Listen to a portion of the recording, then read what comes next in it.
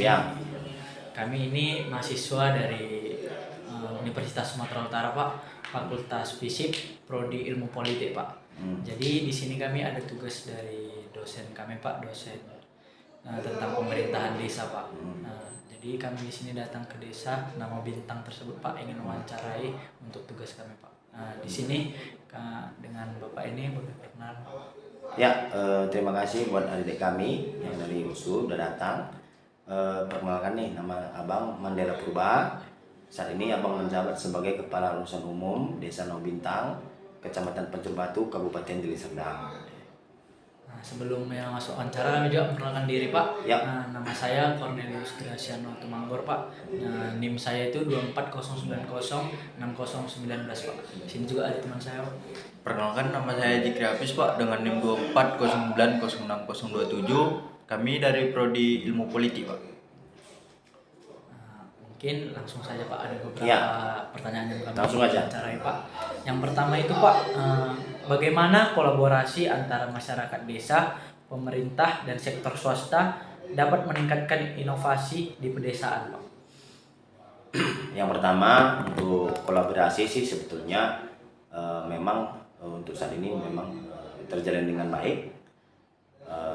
Pihak swasta, pemerintah, dan masyarakat saling membahu-membahu untuk tetap membuat kemajuan di desa kita. Untuk hubungan pemerintah swasta, pemerintah daerah maupun swasta dan masyarakat itu semua dikelola oleh pemerintah desa. Jadi pemerintahan desa lah yang mengkoordinir apapun kegiatan, termasuk kegiatan investor swasta maupun masyarakat.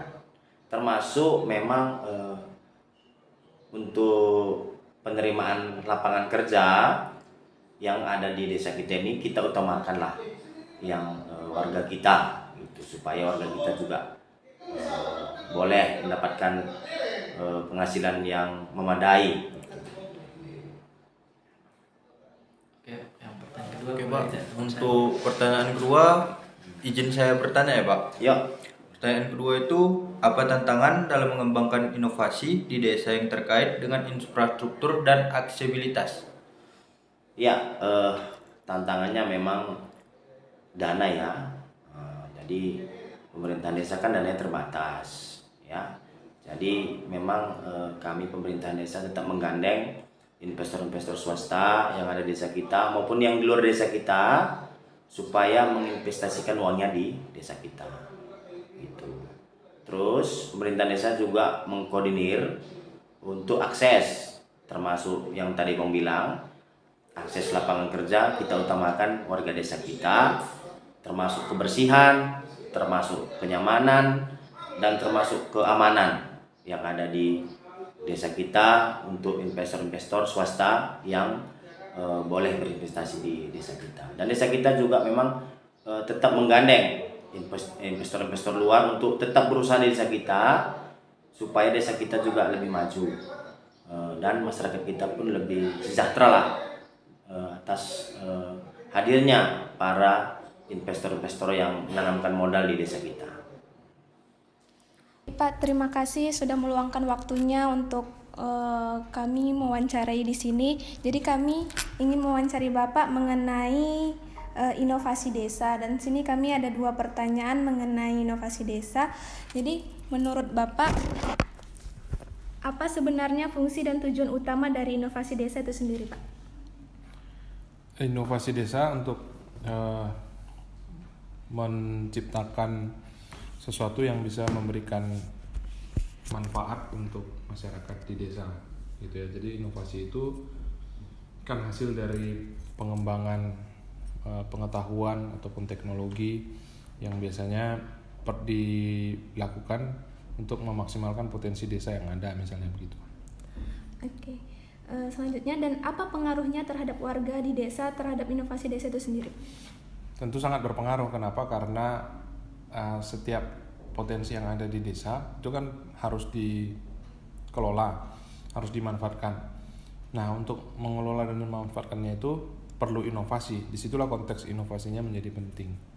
Oh, oke, selanjutnya bagaimana pandangan Bapak sebagai akademisi tentang inovasi desa dan apa yang paling dapat berpengaruh dan langsung terlihat dampaknya terhadap desa itu sendiri?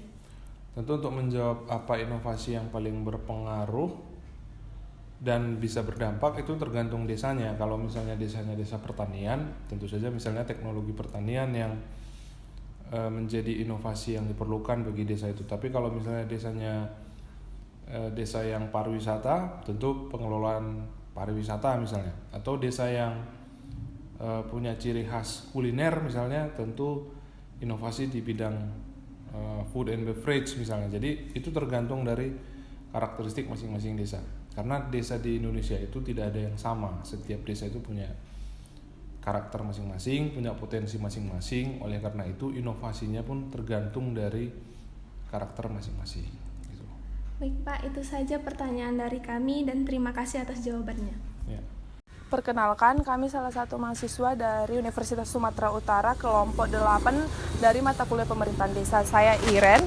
Dan saya Novitra Indonesia. Baik, di sini kami akan mewawancarai salah satu dari masyarakat Desa Namo Bintang. Baik Bu, apakah dapat memperkenalkan dirinya? Nama saya Ibu Winda Susanti. Ibu tinggal di Dusun 2 Sumberingin, Desa Namo Bintang. Oh, baik Bu. Baik Bu, di sini kami akan mengajukan beberapa pertanyaan. Pertanyaan pertama, menurut Ibu bagaimana inovasi di desa ini dapat meningkatkan kualitas hidup di desa? Yang kita ketahui contoh inovasi di desa ini Ibu dapat kita lihat dari segi pertanian nih, yang dulunya dia modern sudah menjadi tradisional. Terus dari segi pendidikan ya Bu, dulu itu kan masih kalau membaca itu ke perpustakaan, sekarang kan udah bisa diupdate dari HP. Nah, bagaimana Bu menurut Ibu? Kalau menurut saya sekarang mulai berkembang ya, mulai dari pertaniannya yang dulu tradisional sekarang sudah modern. Terus gitu yang dulunya kayak tadi itu maksudnya anak-anak tadi membaca melalui perpustakaan, sekarang udah menggunakan HP ya, Android gitu ya. Kalau menurut saya sekarang mulai lebih berkembang lah gitu. Baik, pertanyaan selanjutnya Bu, boleh dilanjutkan oleh teman saya. Oke, sebentar.